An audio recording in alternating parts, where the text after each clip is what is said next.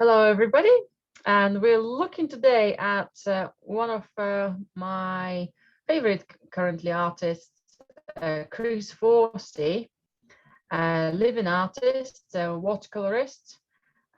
He paints with a lot of exciting materials, for example, oil pastels, sometimes a bit of use of gouache, which I've got here, a little bit of soft pastels. He's using palette knives, loads of texture going on. Loads of exciting mark making going on. So first of all, let's try some of these materials out.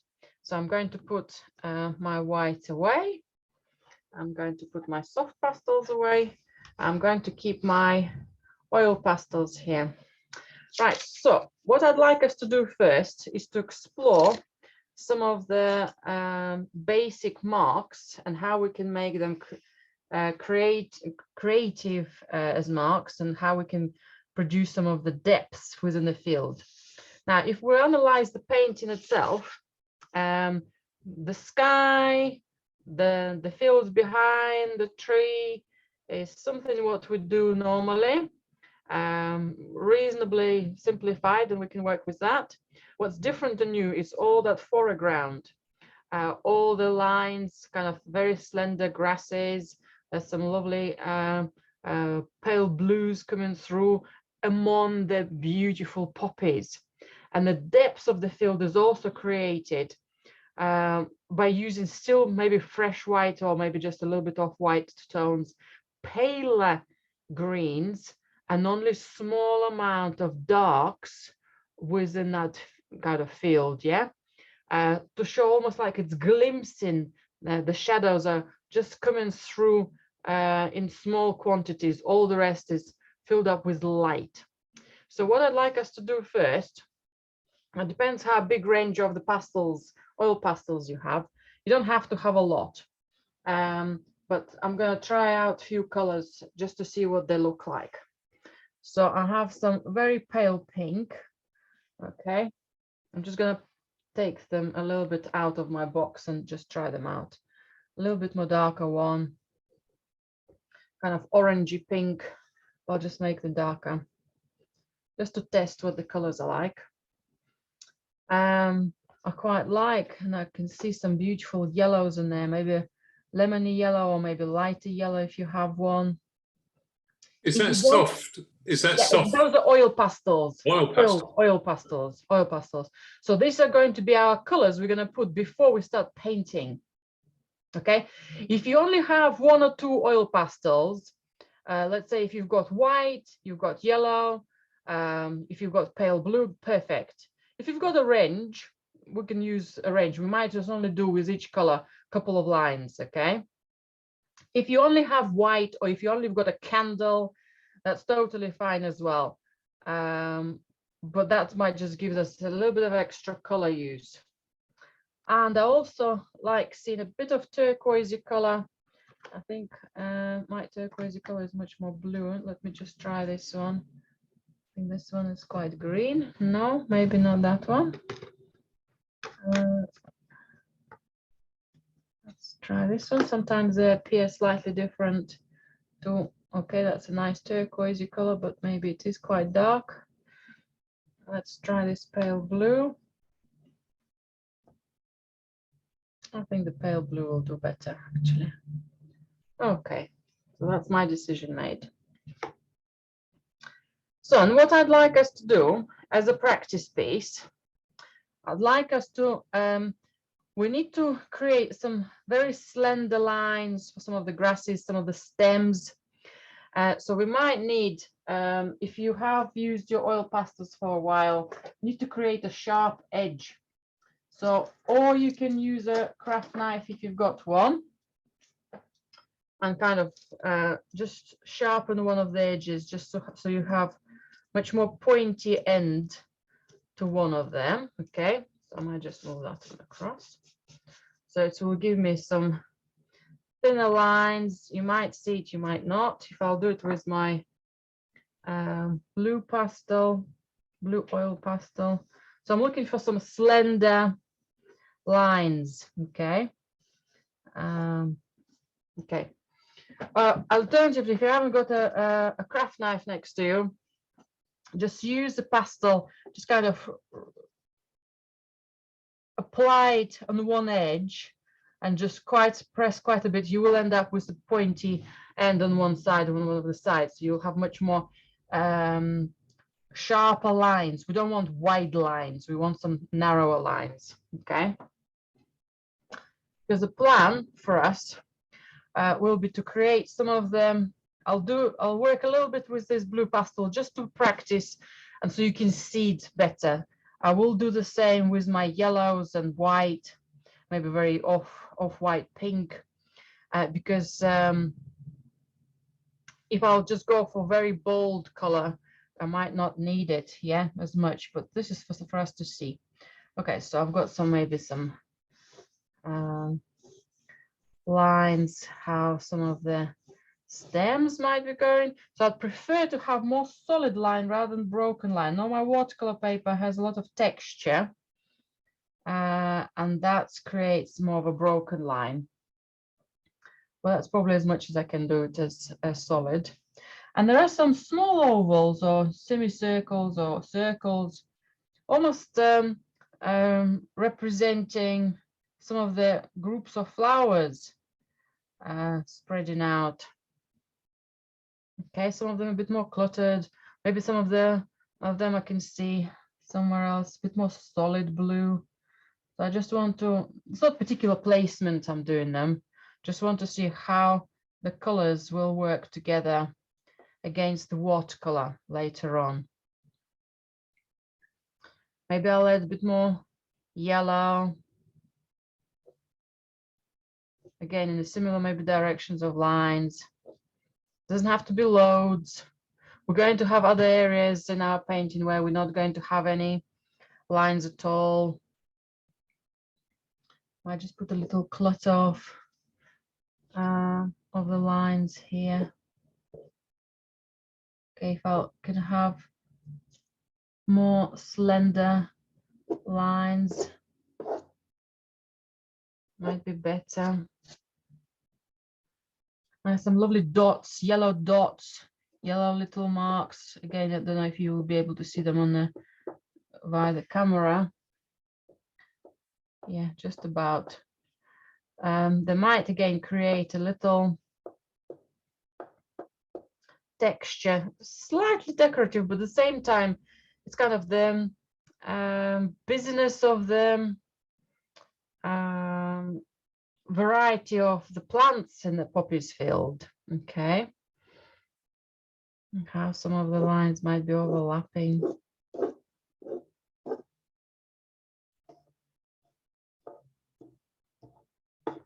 They're the tops of them.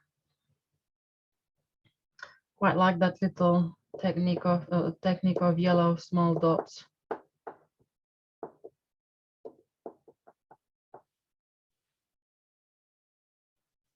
And I'll try my pinky white color. You might not see it much. Oops. So I'll not gonna have continuous line from top to the bottom, but maybe some of them will be at the bottom only, some of them will be only somewhere in the middle. Not continuous, but overlapping. Just bear with me if you can't see the colors well.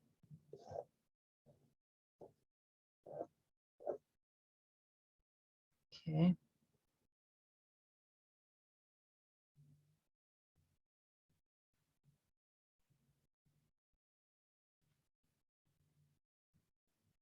Again, I might try a little bit of little pink dots. Just mingled between the lines, just to see how they're gonna work. Will they work? Maybe some of the similar, like blue, slightly larger, bolder, almost like bubbles of water if you were painting the fish with bubbles, just to see what it's gonna look like. Okay, so that will be my oil pastels. And when we actually do our painting, the actual piece, I want you to be a bit more free with those marks. These are experiments. We'll see how they will play up, but I want you to be very free with where you want to put the marks or where you want to clutter them. Okay, and what I'll do next, I'm just going to move this picture a bit more lower for the moment. I want to introduce some of the pinks now. I want to introduce some of the poppies. Now for that, I'm going to use a large flat brush and maybe a smaller flat brush because poppies are going to be painted quite almost like squarey or quite rectangular geometric shapes. I'll start with some smaller ones and let's just test some of the colors. I think the carmine, pinky red will do it nicely. If you go for a bit more orangey red, that will be fine as well. Kind of two combination of both or one or the other. And the type of marks I'm interested in. So if we do just a square shape mark, okay, that's quite an easy one. If you've got a square mark, well, if you've got a flat brush. And then if we do a slight angle to them, yeah, so then we start having kind of that shape of a poppy, yeah, how the petals come in together. So those going to be my smaller versions, smaller poppies, right, far in a distance, maybe a few cluttered together as a group, yeah. So those type of straightish, or let's say geometric shapes of poppies. Okay. The closer they will come to us, the larger marks I'll need to start making. Okay, that's quite a runny one. Okay.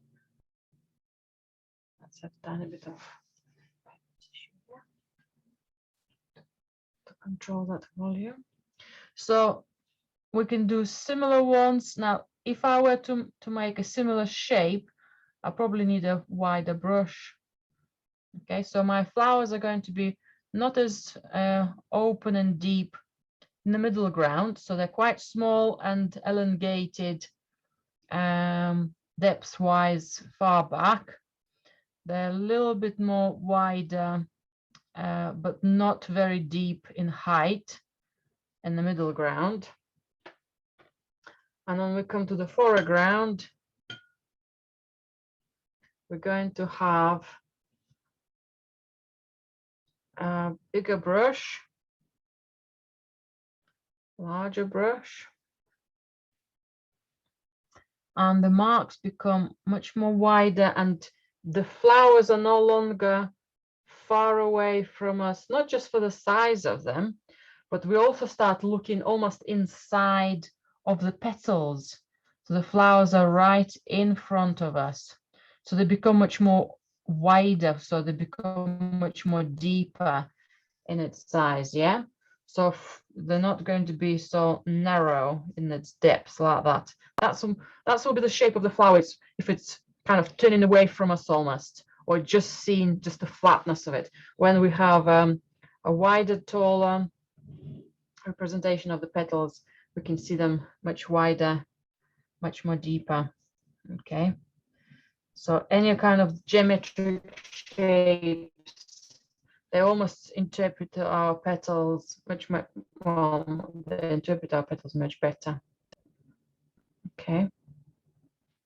So that's our little practice there. So let's put some of these poppies, maybe more concentrated red at the back, and their shapes are a little bit more smaller. Okay, I'm just going to dab them. Maybe some smaller ones. So again, they're like a group of flowers. They're not as individual as the larger one's going to be. And we're going to have maybe some medium-sized ones. Okay. Some of them could be So I'm just looking for overall formula, what type of marks I'm going to be making, how free I'm going to use those shapes. And I want to go for my large brush, make some big shapes here. If I wanted to use a little bit more water and have paler pinks, or if I wanted to use a tiny bit more orange, that could be an alternative as well. A variety of marks, varieties of colors. Maybe, so if some of those flowers are individual, I can also put a group, maybe consisting of flowers which are at the back of the grasses, or we just see them as a whole big shape. So I'm painting it a group of flowers together as a big pinkish shape, possibly even going further down. Maybe some of the flowers are lower. Just practicing, just exploring it. Then I can go for a bit more intensive, bit more concentrated paint, and maybe add a few strokes to make that happen. If it softens as you paint, that's lovely. If you have some of the sharp edges, that's nice as well. So my poppies are painted quite boldly, quite I'm going to them here just to see what's a combination of greens will come around them. Okay, can have some very diluted colors. The poppies are staying quite abstract. If they do take more shape, it will be after we've done our greens. Okay, now I already start seeing some of my oil pastels, yellows, and some of the blues. That's quite exciting. And before I do my greens around them, I need to make sure that my colors are dry. Okay. I don't want my red running into the green. If small amount of it happens, that's okay. But I don't really, I prefer to be glazed rather than mixed wet with wet paint.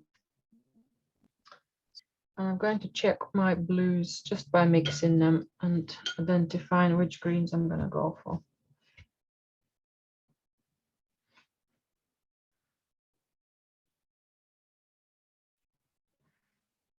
So any greens with yellows. So for example, my yellow. And you can try mixing any of your greens. I quite like this. Yeah, I think I had a tiny bit of green in the paint already. So that's maybe my diluted kind of yellowy green. I can make it a tiny bit more stronger. I don't really want to make it almost like a lemon type of green. Okay, that's might be the maximum I'll go into that.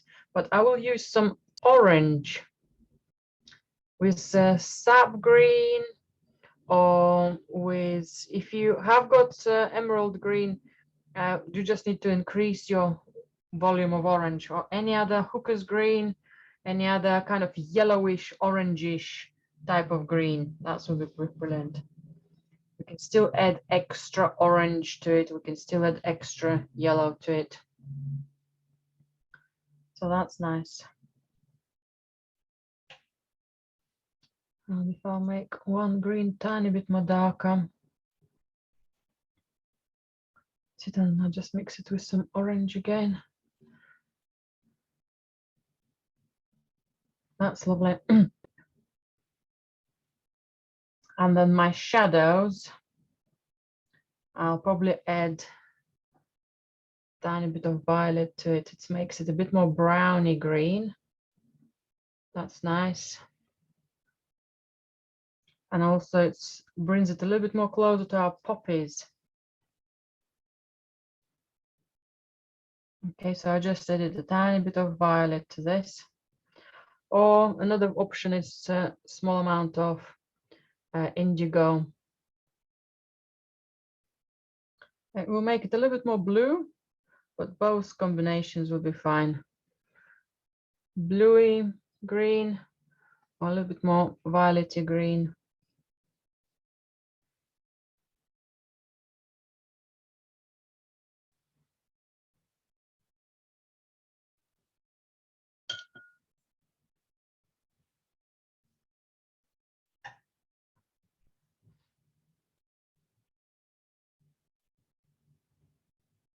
Okay, so have a look at any of your greens, which are more orangey greens, more yellowy greens in your palette, and then add a bit more orange to it, more yellowy orange, or whatever orange you might have, or a little bit more yellow to it.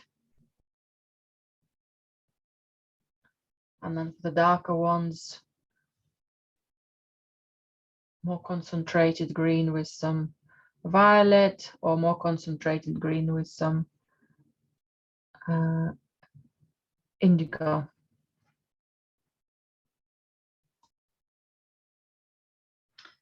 Now, what I would like you to do now is just watch me for a couple of minutes, and then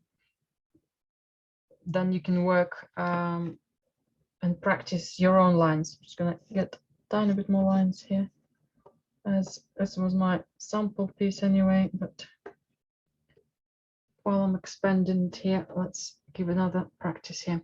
Right, so what I'll do now, I'll use a big brush and I'll apply some of the lighter greens, so yellowish green and orangey green, and all the field, or most of the field, around my poppies. Okay, so this is what I'm gonna do. Maybe a bit of strokes here, maybe a bit more fresher green. Okay, that's not quite a fresher green. Okay, where I have a lot of spaces, for example, white spaces here, I want to keep it light. I'm just going to put some water, and if the color smudges and makes it less fresh white, that's fine.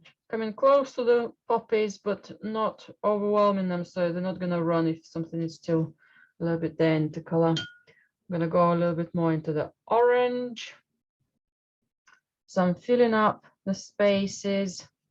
I'm going to try to make this range of green, this orangey green, yellowy green, a little bit more varied in darkness.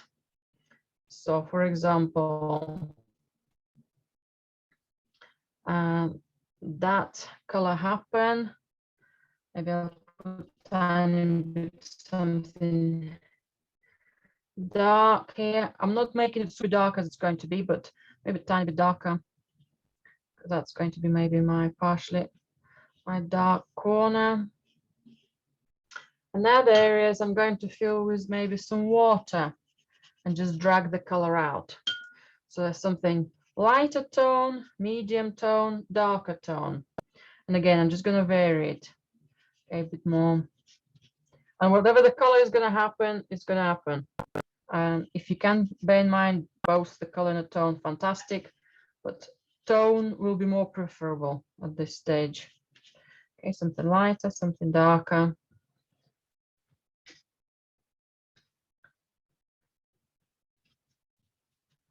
Just keep watching me for a moment. Just fill in all those spaces. Just want to see those marks we left.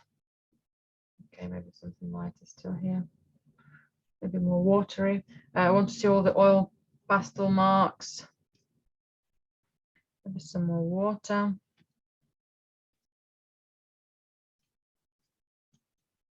And once all that space is filled, I'll use a smaller brush, flat brush.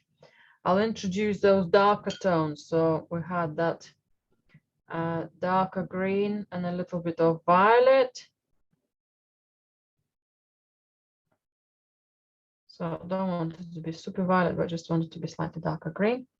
I can paint some of my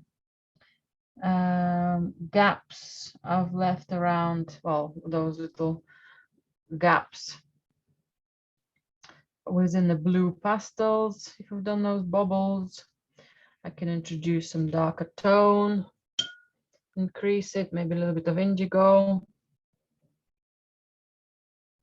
Okay, some of the yellow marks will stand out a bit more. So that might be some of my shadows. So that gives it a tiny bit more depth. We'll see how it dries. And then similar darkness could be applied just with marks. As we were doing with poppies, with green, we'll just do some almost like squares or elongated rectangulars. If you want to make some of them tiny bit more round, you can. But it's a kind of those type of marks. There might be some sort of leaves. There might be some sort of shapes of light and dark. They create that.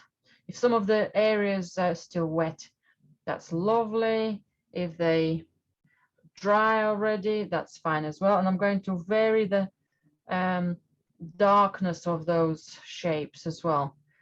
And depends on where I'm applying them, they will appear more softer or much more sharper. That creates a buzziness effect.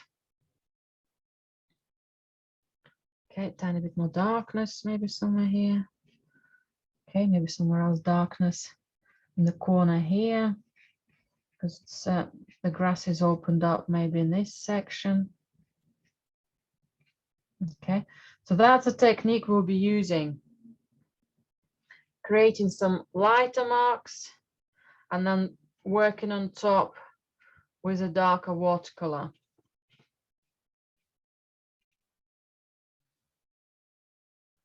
Okay, and these marks also can create a bit of centerpieces for some of our poppies. We'll create some of the shadows. They already started to become quite interesting and exciting. Okay, so now I want you to give it a try. We can also work with it with pastel, but that will be the next stage. So let's give it a go now. And what we'll do next, I have some soft pastels. I've got some pink or red soft pastel. I'm going to add a little bit of texture to my poppies, just using it sideways to create some of the depths part of the poppies. If you haven't got the soft pastel, you can do it in paint, because what I'll do here, once I've painted the soft pastels, just need to have a clean brush, I'll just gently soften part of it. The color will merge a little bit more with the watercolor, and it's also not going to be as sharp edge for it. Some of it we can keep some of the texture. That's lovely.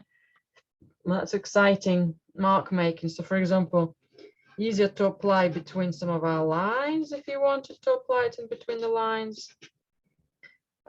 Easier to make a bit more, again, that geometric shapes.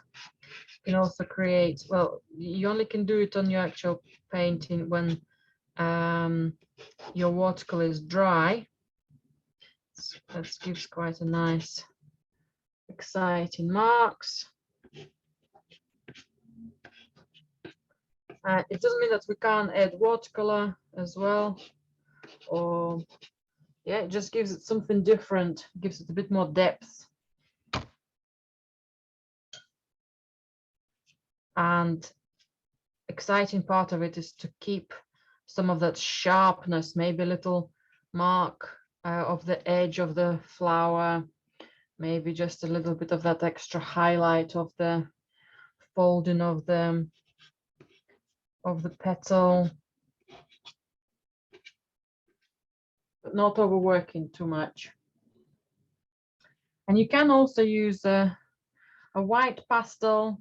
Let's say if you didn't have enough lines with a charcoal, sorry, with an oil pastel, you can go with some white pastels or some other pastels over the dark areas. They're not as effective as the oil pastels. They become a little bit more hidden, but it is an option to add lines. I think these are still wet, so I can't do anything on the damp surface. Okay, most of my greens are still wet, so it's not quite happening there. But we can play with it on our actual painting. Okay. And of course, we can also tweak things out with our brushes and the watercolors. But that's the effect we're going to try to have, that semi-abstract,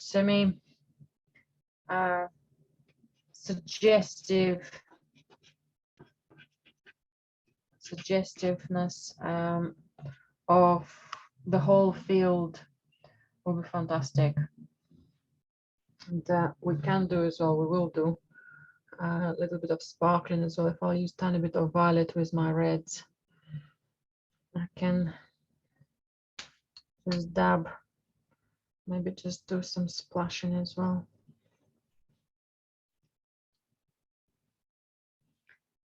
And in some places, maybe do some larger marks. Again, that will be our nuances when we'll start actually tweaking each individual painting, and we'll do it a bit more carefully as well. But the effect of the poppies field will be there. Okay. So be prepared to stay spontaneous, to stay fresh, to move quite quickly, and let the layers dry. Right, so now we're ready to get started with our painting. I'll do a couple of pencil lines to identify the background, and I'll start straight away painting. So my sky and all the hills probably take a third of the painting, but it goes a little bit more diagonal line, so we don't want a perfect straight line, something a little bit more diagonal. So roughly somewhere narrower on the left and a tiny bit more wider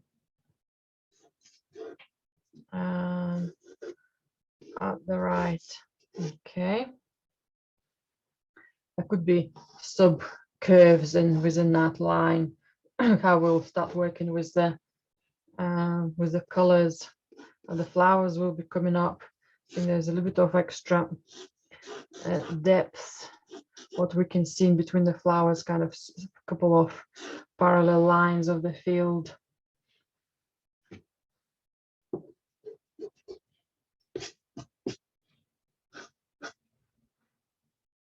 Okay, so we'll see maybe some of that depth in there. And we can also see the edge of the hill. So that leaves us less sky than the volume of that green. I think that's a group of trees on the top. You can make them slightly bigger or slightly smaller, it's up to you. Maybe something like that.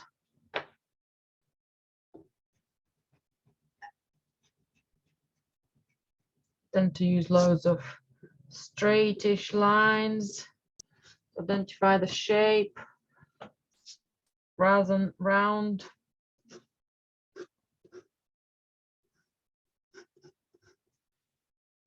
Okay, so that was going to have like loads of vertical lines of strokes.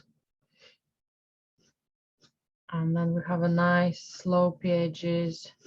And again, somewhere here we've got some more of those trees of a similar shape.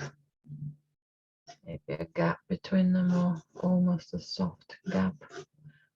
And some more of those sharp edges of the trees.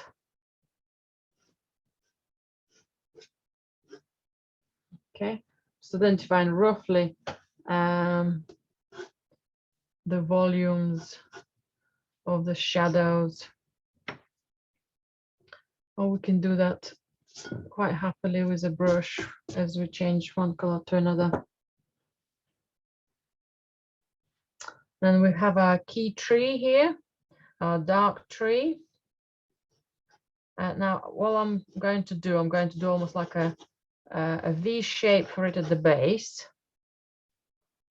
And I'm going to do almost like a mushroomy shape at the top. Okay, because I'll paint the whole tree slightly wider first, and then I'll trim it with my gouache or acrylics. So I'm going to have it quite big and dark here.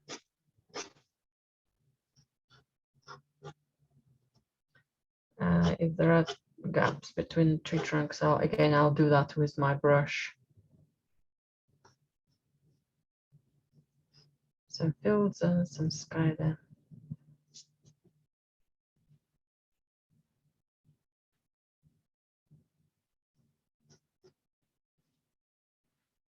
Okay.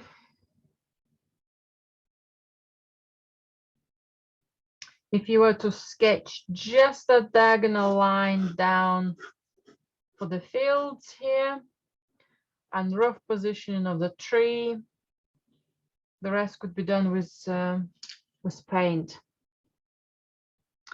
What I'll do for the poppies themselves, there is almost like an indication of almost like a very big wide vase. Can you see those angles on each side of the painting? So it's almost like the whole piece is, yeah, all of the field is held together. Okay, then we have a similar kind of, but a bit more angled up volumes where the poppies are going to be. So what I'll do here, just to give me some guidance of how much light and dark and where I'm going to put my light and dark. So this is going to be my almost like hugging shapes of the light, almost like a big vase. And I'm going to do a direction of some of my big poppies. Yeah, so I'm going to have, I'm not going to draw them, I'm just going to give you an idea. Yeah, so that's where I'm thinking of placing them. I'm going to rub them out because I want to do it with a brush rather than sketching it with a pencil. But that's kind of diagonal. So if we've got one bit more kind of shallow diagonal, that's much more, so more steeper diagonal. This is much more shallow diagonal. Okay, and again, somewhere here, we almost have that V shape of everything. The flowers, yes, they're spreading out, but the bigger ones almost kind of repeat the big V shape. Otherwise, we'll end up with loads of scattered flowers, which is fine as well.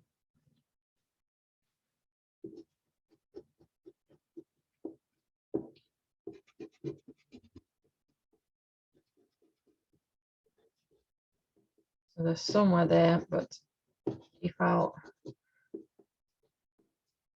leave out my pencil marks, it will be best, so I can be much more freer with them when I start painting. So pencil drawing is finished. So let's bring our oil pastels into the drawing. Now, the most, I'm going to have a shadow under some of the flowers, probably somewhere here. So it's not in the center of the painting, a little bit more on the right-hand side. Because it's going to be a shadow, I need to have probably the most number of lines in yellows and blues and any of the oil pastels lines. I'm going to have some of them longer than others, going to clutter them a bit more here, change slightly the angles. I can make some of them coming out higher. You can see some little blue dots or little circles as lines. Okay, they might be going against a little mark. Again, there might be some foxgloves, there might be delphiniums, there might be just anything. We could have an average field. I want to have some bigger shapes here as well.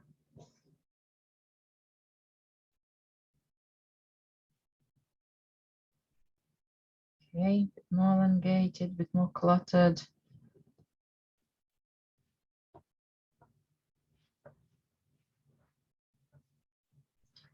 I can see some chunks of blue, quite solid oil pastel. A couple of places under the tree.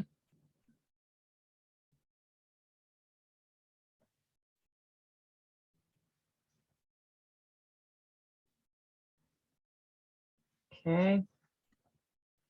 Maybe a strong blue turquoisey line going over some of the poppies. If some of the lines will be clustered together, some of them might be going a bit more individual.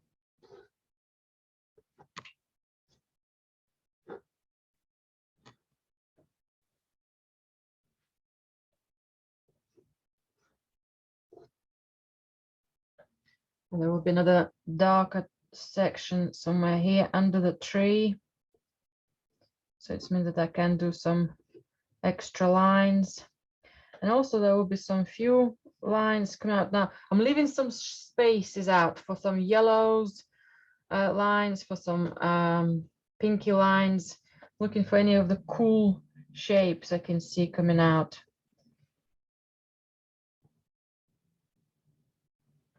Okay. Got some pale green, pastel color.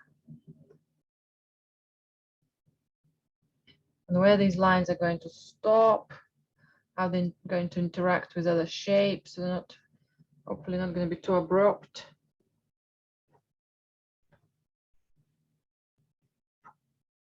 If I want to press a little bit more on some of the areas, that's totally fine. If I wanted to have some of the little circles a bit more concentrated. Maybe somewhere here there was loads of exciting texture.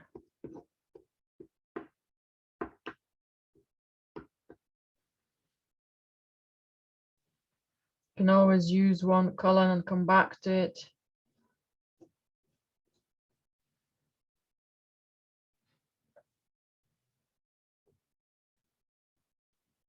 There's some of these ones going to be bigger leaves or shapes of some sort. Part of them hopefully will get lost, but what will remain is some texture. Okay, a little bit of yellow now.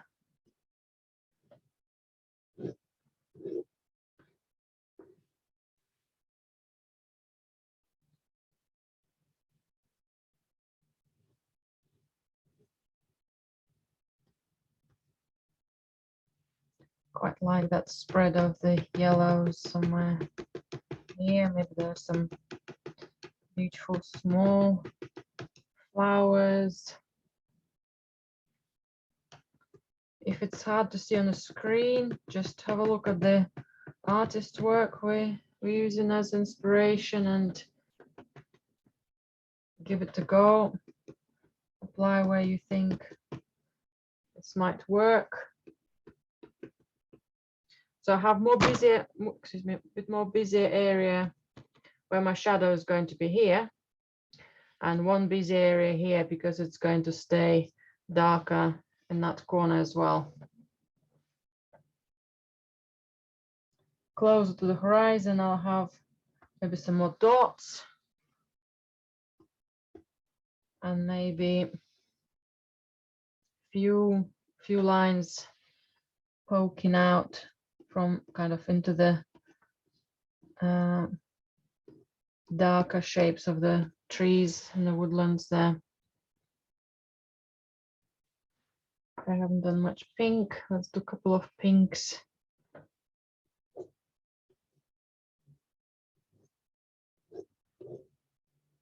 I hope I'm not overworking with it, but I think it should be fine because the dark's going to be quite solid. I'll just have the areas where certain colors dominating more.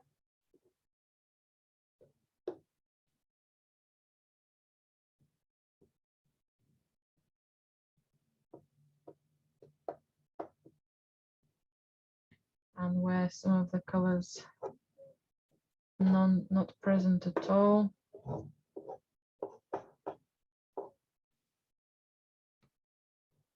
So my marks help me to create the direction of the stems when we start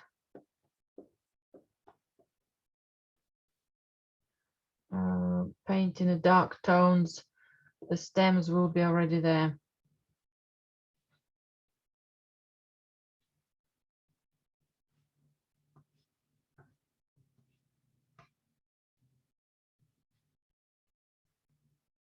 Okay, I think that's enough of pastels.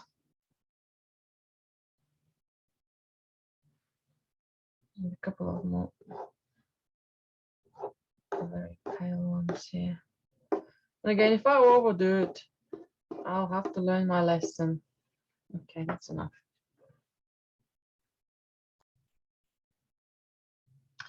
Right, next step, it will be painting the background. Now I'll start with some of the colors for the sky and then work into the darker greens. And then I'll stop and work into the poppies, and then how we worked exactly on the experimental piece, adding some greens and then working into the nuances.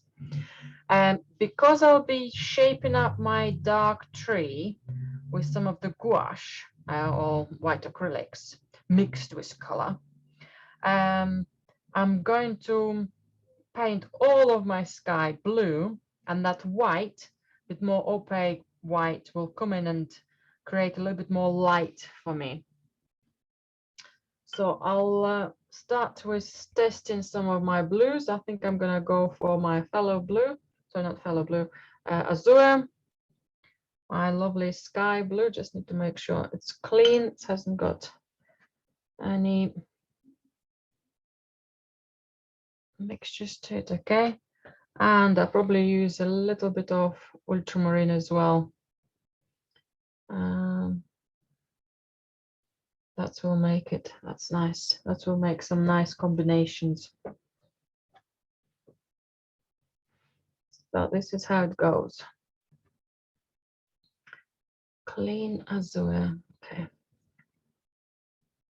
Quite like Chris Forsey's strokes here, and he paints the sky in the most exciting way. He paints it going up and down. Okay, so I'm gonna paint over my tree here. I'm gonna ignore my tree. Well, I'm going to add a little bit of ultramarine somewhere here. I will be painting green field below, so I will just soften the edge so then my marks are not going to stay sharp. There's a bit something in my sky there. I think it was a pencil rubbing there. And then I'll go, not the same solid, but I'll work with a little bit light. I know it's over my tree here, so it doesn't really matter, but that's how that's going to be the technique. Slightly darker, slightly lighter strokes going vertically. Okay, a little bit more white. So in a way, I practiced on the shape over the tree. Slightly lighter, slightly darker. I'm gonna come close to my trees here, but I'm not gonna paint over them. And again, I'm gonna go for a little bit more solid ultramarine, so I can just make that. That's maybe a bit too dark. Just want to blend it in some of the places here.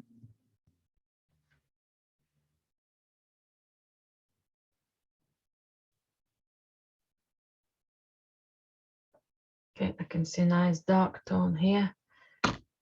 So if I need to lighten up something else, I might lighten up something else.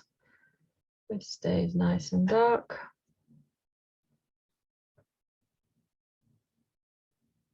Okay, I'll dilute my brush and then connect any other shapes, or if I want to lift any colors, I'll go for it now. So I think those vertical strokes to paint in the sky just gives us a slightly different feel for its depth,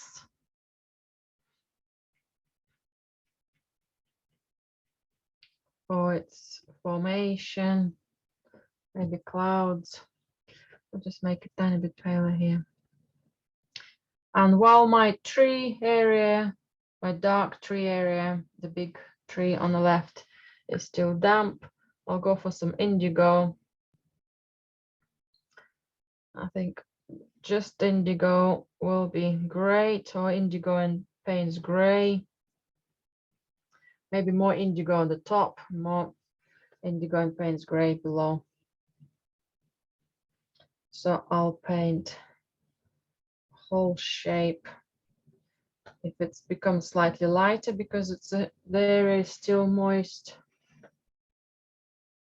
at the top, that's fine.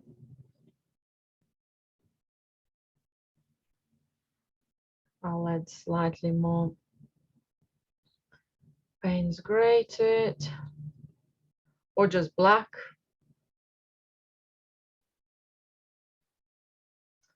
I have some beautiful red poppies over this tree, but we'll use a tiny bit of white acrylic there as well with red to make them to stand out. So I want to have nice darkness here.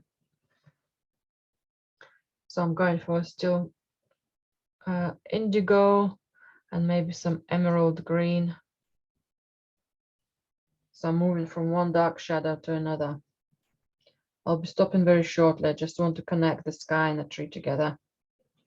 Okay, so I'll stop here and I'll do my other shape of the other green, maybe a tiny bit lighter green here. Tiny bit of yellow in my green. Okay, and then connect it to the indigo shadow.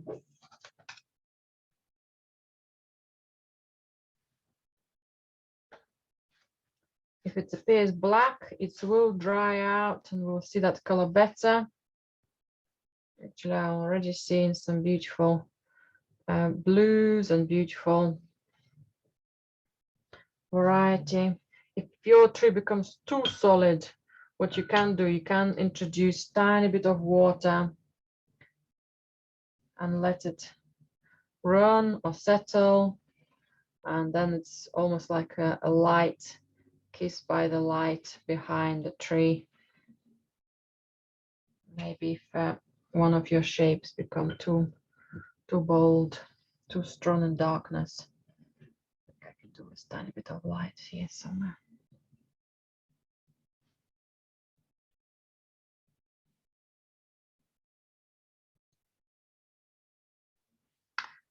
Right, let's work now into the top part of the landscape. I'll use the same greens as we were experimenting for our poppies field, but they will be a little bit more intensive in its pigment. So I'll start with my lighter colors. I'll start with some cooler colors. So for example, if I'll go for my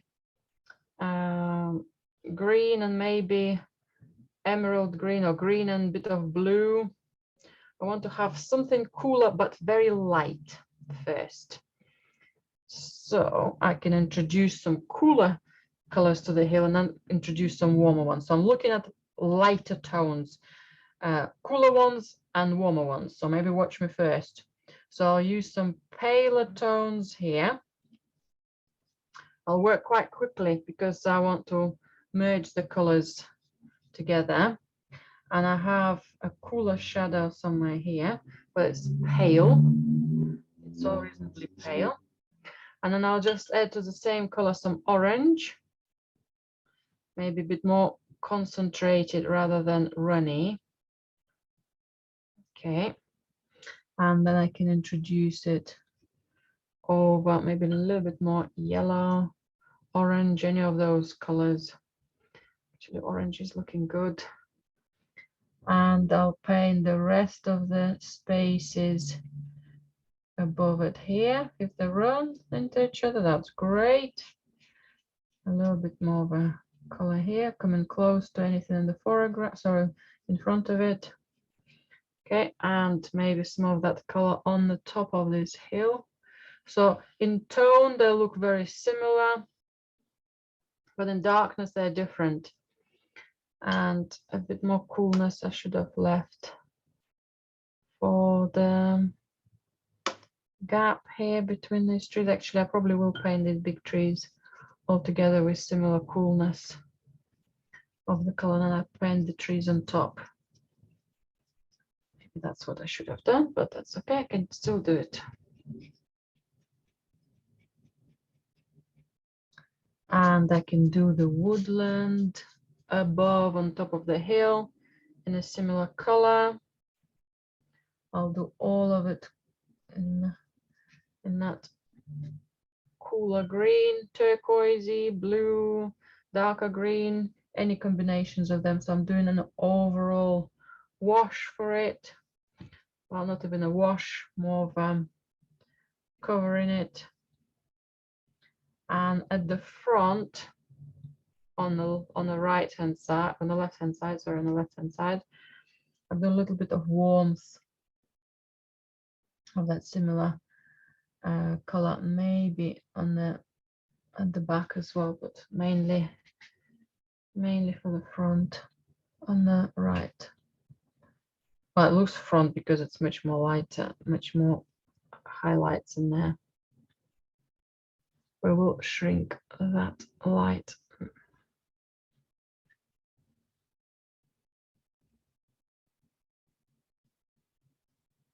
My heel's gone a bit too high, but that's okay. We'll have to deal with it later.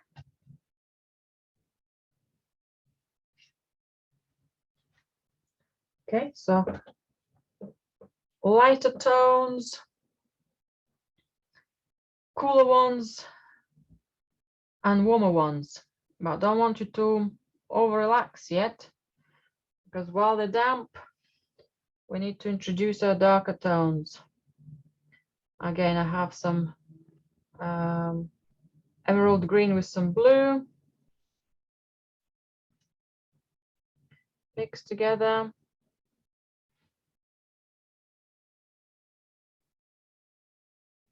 And I can add the darkness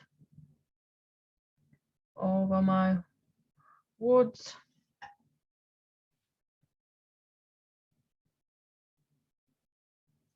I can also add that darkness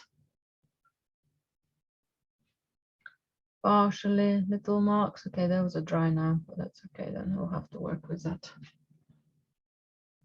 Shame they're dried, but runniness would have been better, so I might just make them a tiny bit lighter.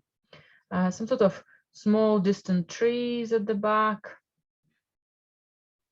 That just shows a bit of a diagonal slant of the hill. Excuse me.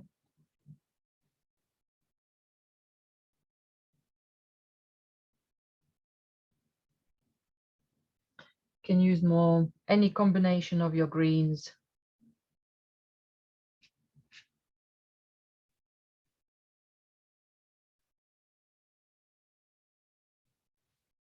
Any of your orange greens, any of your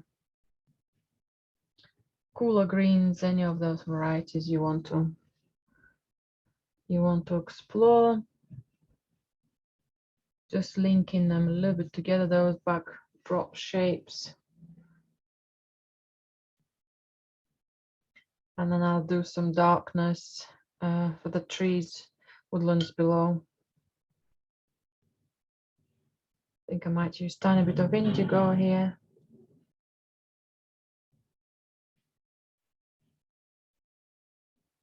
Oh, this one's still wet, I can work in there. Okay, prepared it for the other trees, but this is looking good. Okay, so let's do these ones now.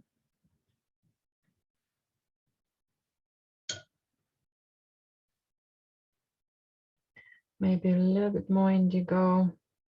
I want to have some sort of link with the tree, our key tree.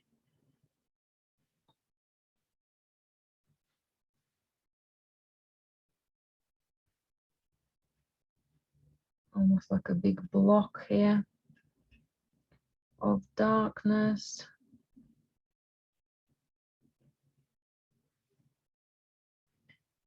Looks like a nice top up of warmth at the top.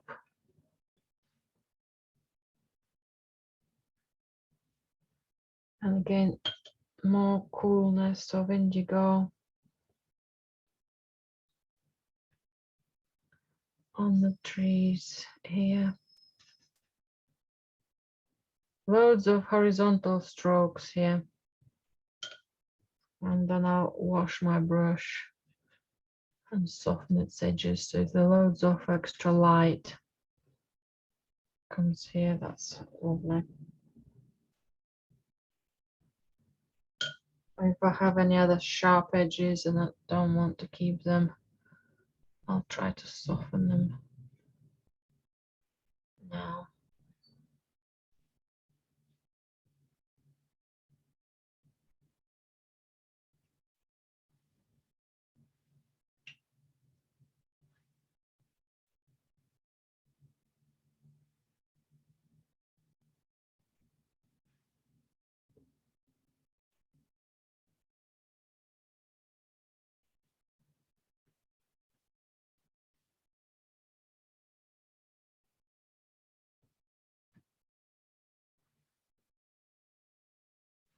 We can tweak things with slightly darker colors and lighter colors as things dry, but I'm more interested here that we have varieties of greens. If they're perfect, if they're not, if they slightly different in shape or slightly different in range.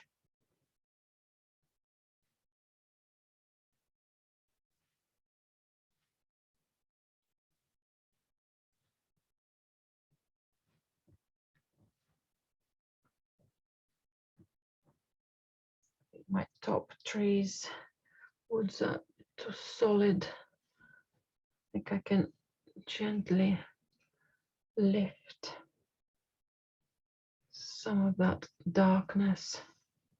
That's better, that's exciting actually, lifting a strong pigment off.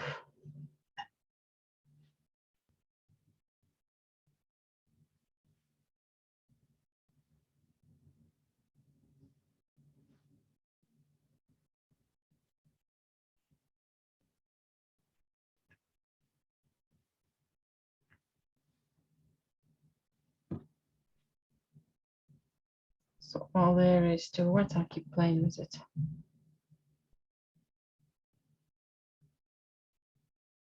And I'm gonna let it settle and dry.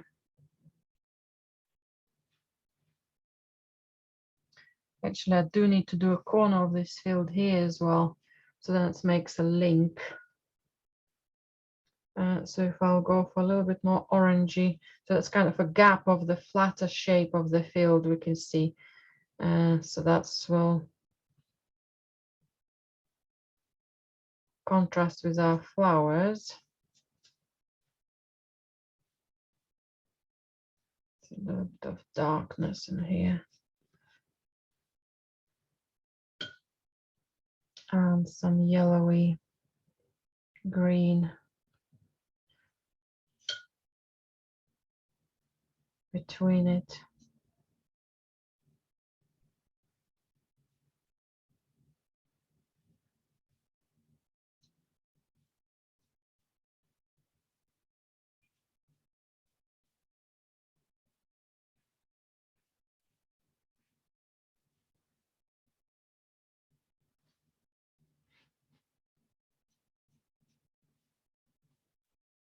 Okay, that's enough. That's enough before we start putting poppies.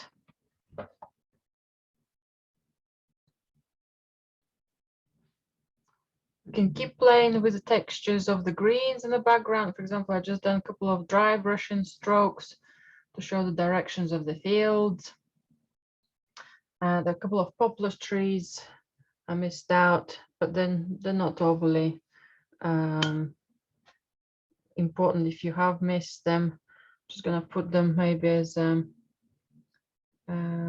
reminder as well next to as the darker shapes that might work well for me later on when I start working with some acrylic.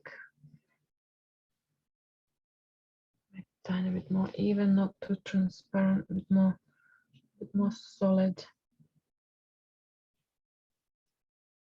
And that shadow will come out as well stronger by the time I paint them.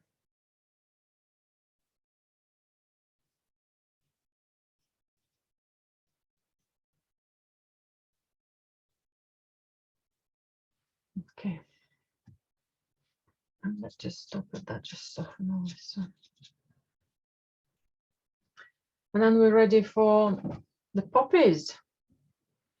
Now I need to make sure that you have some clean space on your palette. So we'll be starting working with reds and pinks. So we don't want it to be mixed with greens. It's opposite color. It will give you loads of grays, very dull colors. We want to keep our poppies quite bold.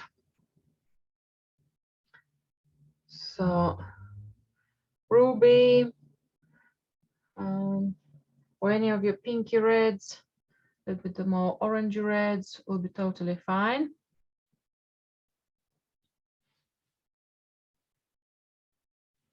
And as we practiced, I'm going to start with a little bit more concentrated paint and do some small, more solid marks for the poppies at the back. I'm not going to paint any reds over the dark areas yet. I'm going to be patient and come back to them. But I can paint them the corners here. I can paint lighter versions of the poppies on the side here. Getting a tiny bit more concentrated. I'm looking for some small shapes. Small shapes first. Let's just focus on little ones first. Okay, I can paint because my lighter greens are here dry. And if I have more concentrated paint on my brush, I can put some marks over the green. They will stand out quite intensively. If I'll go diluted with diluted paint, the color will stand out much more browny, a bit more darker. But if I'll go more solid, almost like our future acrylic strokes, that will be better. That's only for the little strokes. If you have strokes on a white background, you can just go a little bit more paler in its darkness. And I think I'm ready to go for a bigger brush to start doing medium and big poppies. I'll start with some paler colors.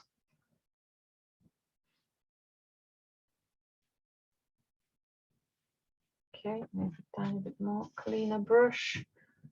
I picked up some green by accident.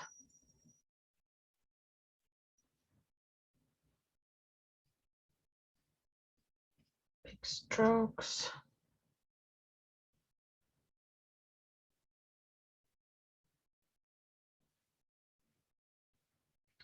Another big shape. Let's put a bit more water into that.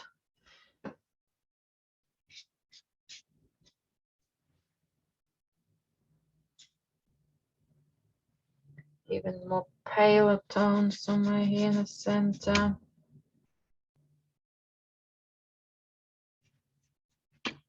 Because I do want to add more concentrated paint shortly into those areas.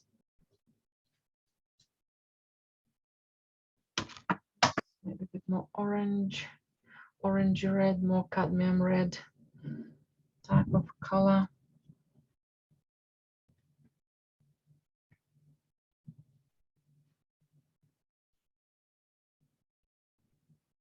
So I'm going from pinky red to orangey red.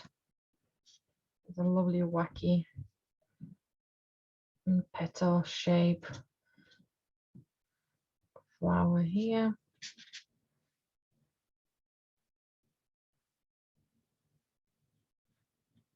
So I'm ignoring all my lines done with oil pastels. I'm just looking for some bold shapes of various reds, starting from pinky ones. Okay, some more paler tones somewhere here. Big shape of light pink here. And because it is staying wet, you can introduce bolder color much more naturally.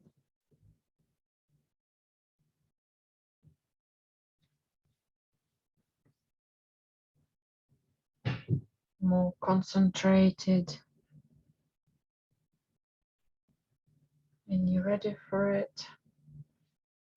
These are quite dark, so I want to put maybe a larger shape somewhere here as well.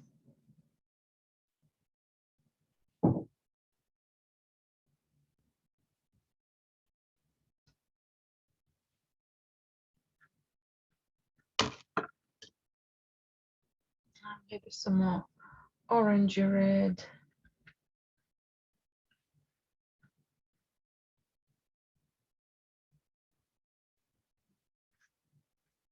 Anywhere else you might think it will work well for you.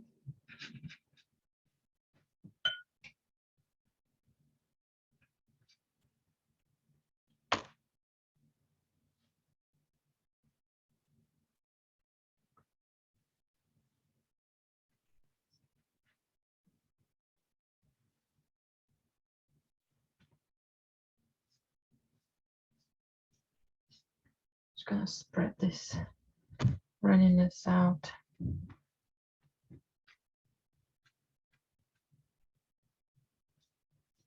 Will dry quicker at the same time, will give us feed of the color elsewhere. Maybe for extra stems.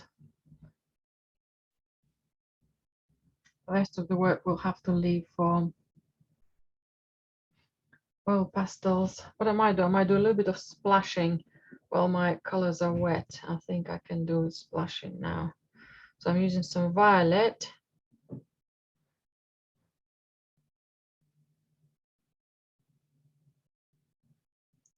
Because the color is a bit wet, it's easier to see that diluted color. Well, the color will be just spreading a bit more. That's quite nice center of the poppy as well. Quite like I might just do that deliberately as well as that one spread it out beautifully.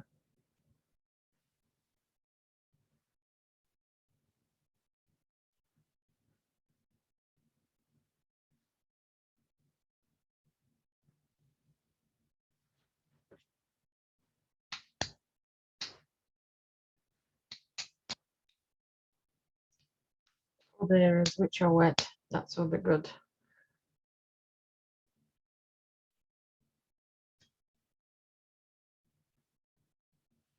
And by the time we use our greens, some of the solidness of the dots will go.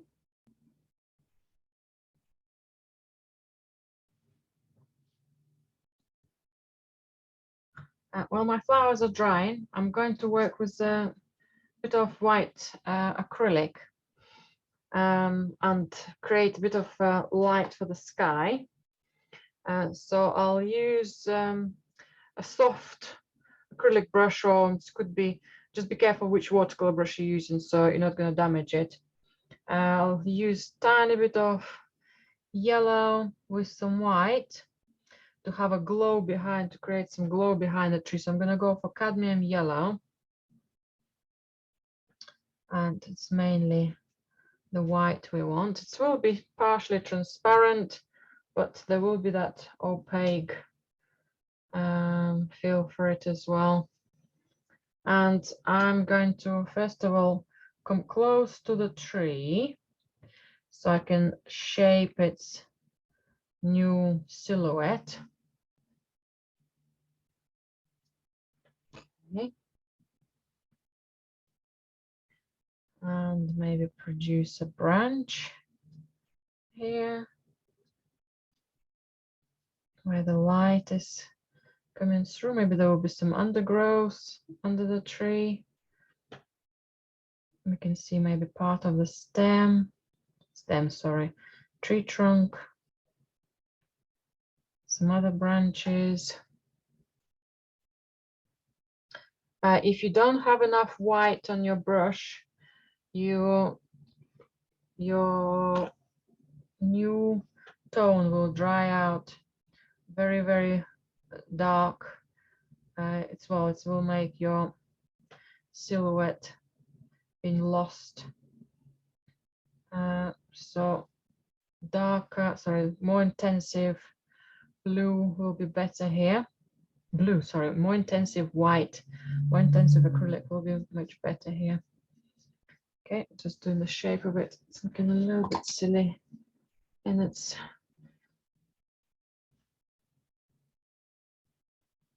top, so I can bring my indigo to reshape it again.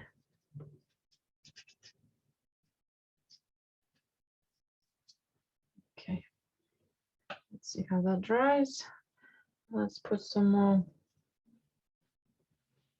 concentrated paint, maybe to do a couple of gaps between the branches, maybe gaps between my poplar trees.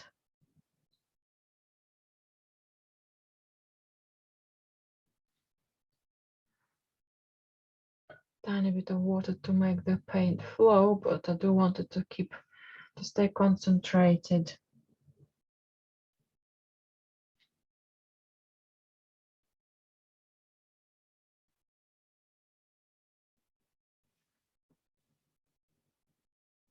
Also need to pay attention to the silhouette of my main tree and how this glow of warm light is going to be spreading towards the rest of the sky.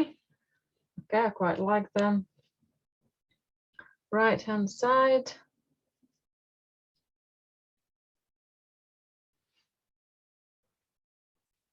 Might even touch up my woodland there with a bit of white highlight. Again, I need to be disciplined not to get everywhere these colors. I need to focus on the key area, and I'm going to shape the corner here on the left of the tree with some more fresher white and create more of a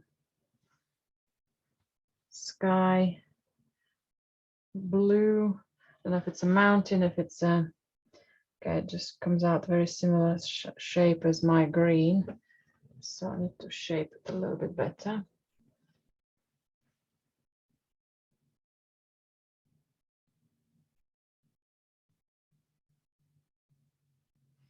I might have lost my pale blue, so I think I'll use some watercolor blue with some white and bring that blue somewhere under here, under the tree.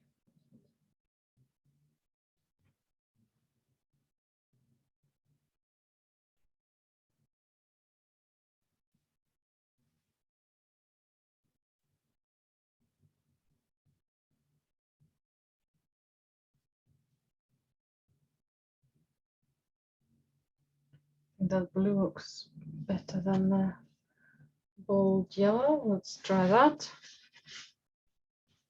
The bold yellow will come a little bit more below.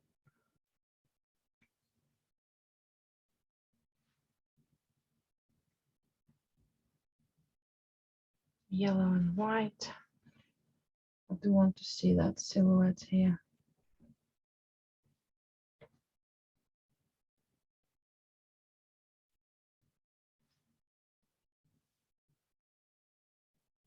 That works better with white, with yellow.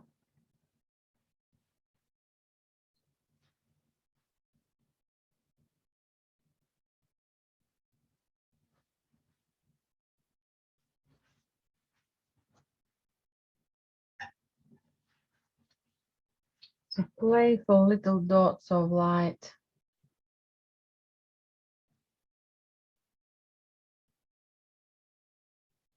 Maybe a little mark of green here,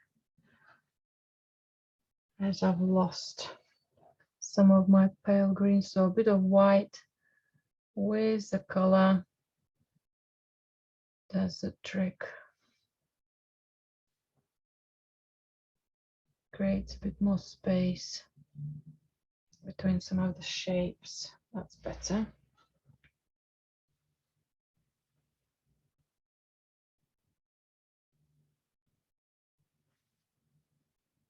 Okay, that's got a little bit more depth to it now.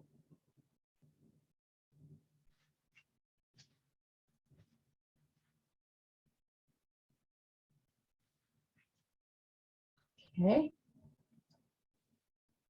I'll let this tree settle in into its new darkness shape. Maybe I can do a slightly darker base for it in a bit. But I'm ready to work now with the greens on the field. Just one more, couple of dots of a bit more natural light.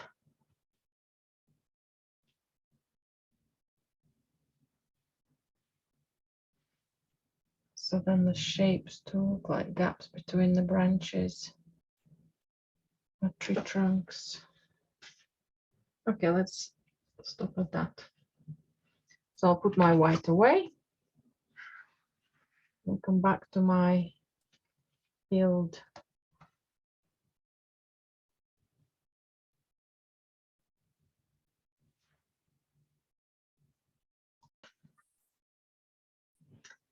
Now I can go very quickly with my strokes, with yellowish green, with orangey green, to fill most of my field here now.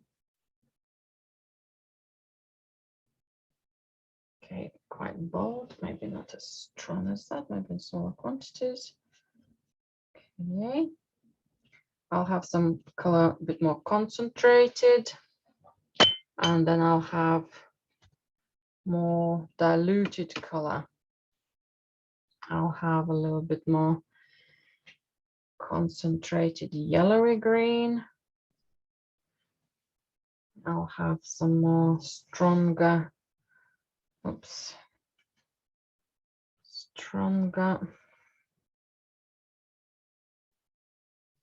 more grassy green color, maybe at the top here. I'll have more darker shadow. Oh, well, I've got this color, I've got it a bit more here as well. A little bit more of a shadowy, darker green, bluer green.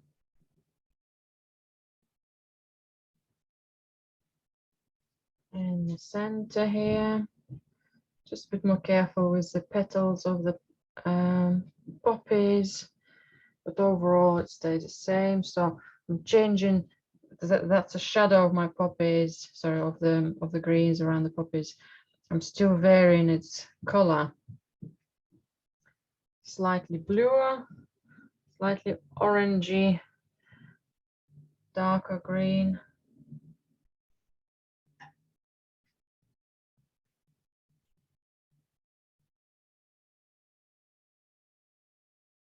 Avoiding some of the reds. Okay, that's a nice dark shadow. I'll leave that one there. No whites here left. Okay. Any other paler tones on the background? A bit more yellowish again. So that's gives me contrast with the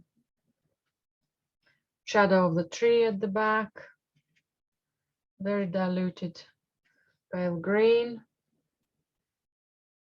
Any other pale green? Somewhere yellowy green, almost paper. White. Okay, that's going to be my shadow. That's good. Something pale here. Orangey green.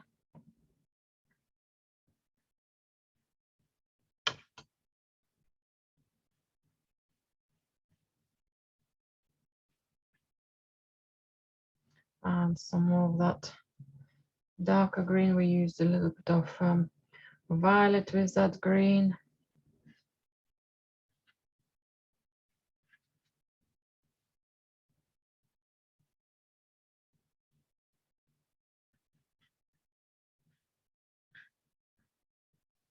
That's a lovely range of lines here. Let's soften some of the darkness over the poppies. In partially loads of water, just let that color run and settle. It's reflecting, so it looks quite light, but it will be a bit more dark as it dries. Plus I will increase its darkness shortly. Okay, and maybe this corner now.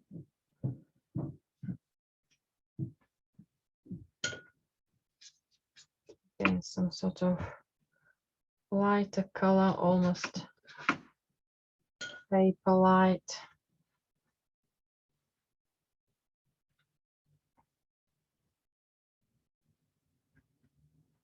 Square brushes do a fantastic job at creating those abstract patterns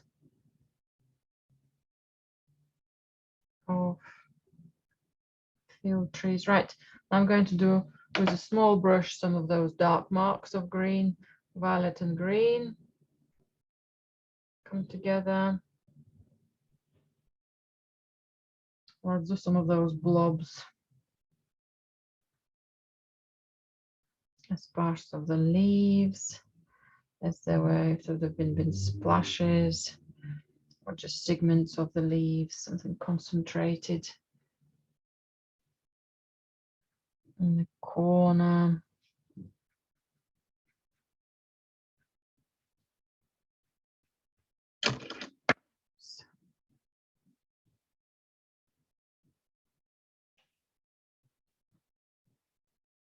Okay, some of the marks could be lighter. I think this area not as dark.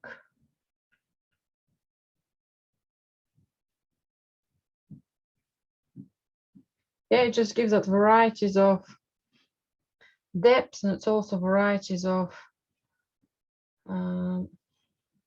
shapes.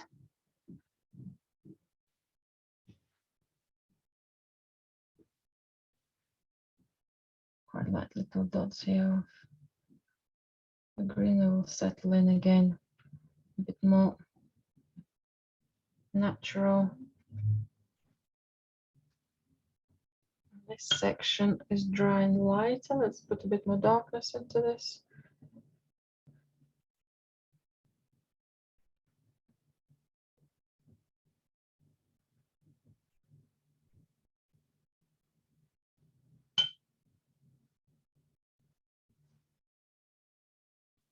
I want to leave it totally blank. Okay, I think most of my big chunks of greens are done. Now it will be tweaking some of the nuances. For example, where I want to put my bit more solid green over the red. So for example, some of the leaves could come up over the pinks, maybe in small quantities.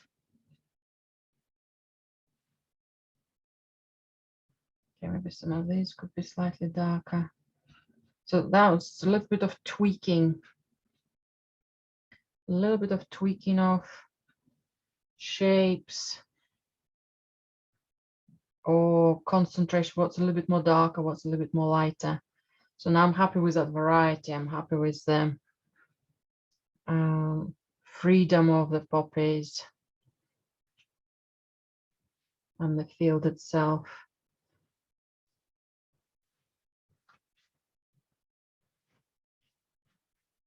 Okay, so that's where the soft red pastel can come in now.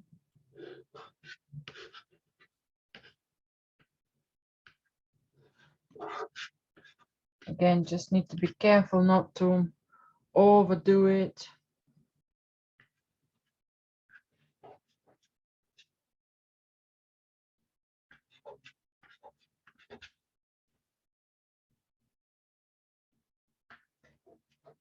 You can do the same thing with watercolor rather than with soft pastel.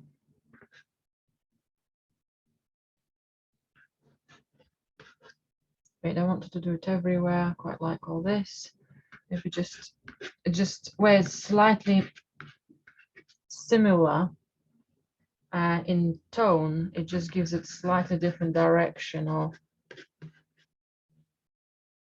volume. For example, I love that one soft, so I'll keep it there.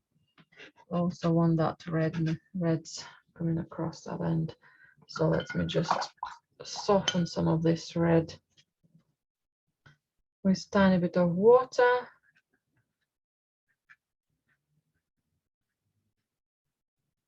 So some of it stays still a bit more with texture and some of it softens.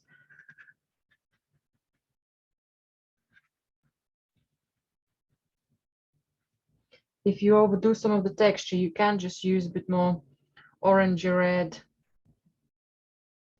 For example, here I want it a bit more even softer than that, so I'll just go with more pigment and let it run.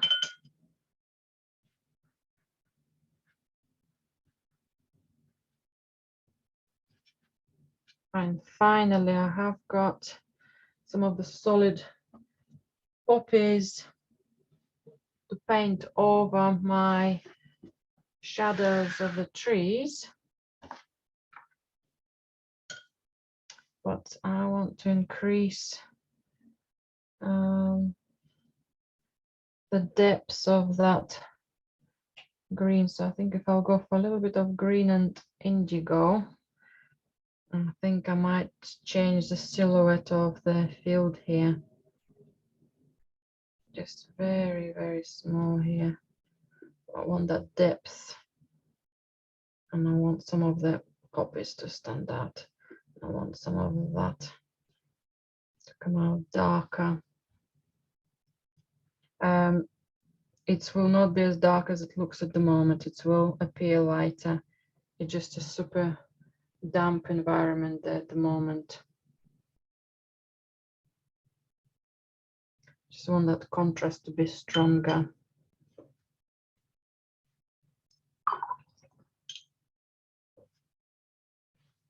Soften all that one.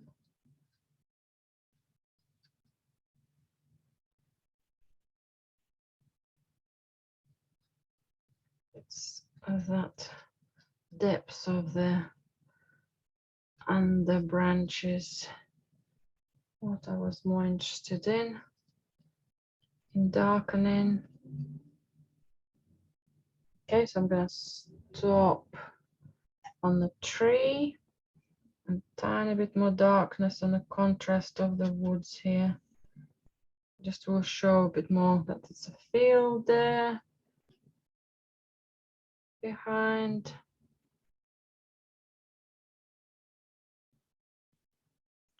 Okay, that one is drying slightly lighter as well. I can introduce some extra shadows here.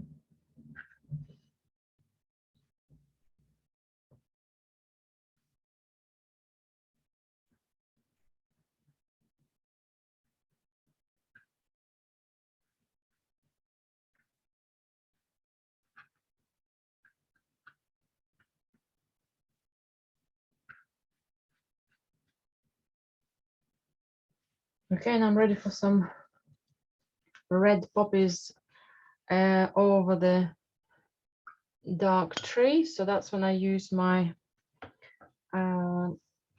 white and more solid red from Watercolour.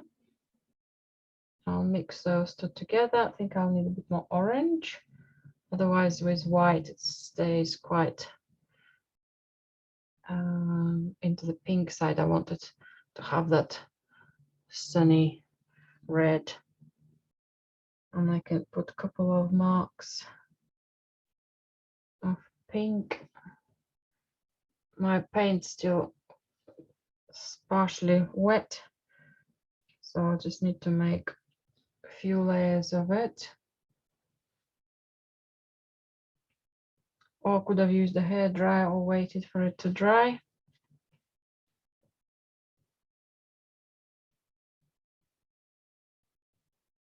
That's exciting, that's nice.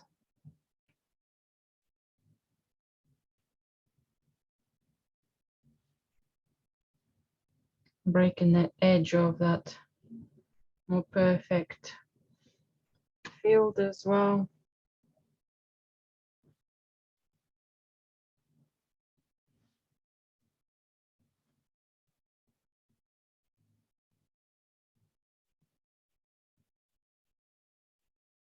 If some of these flowers will dry dark, I can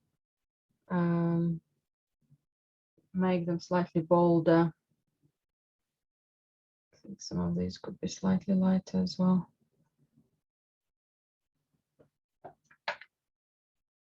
Or some white pastels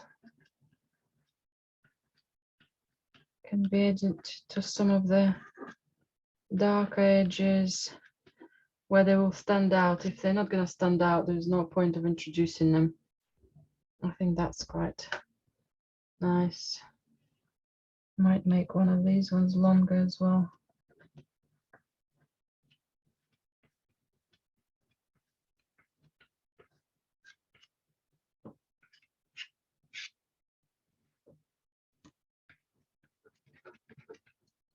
And then we're done.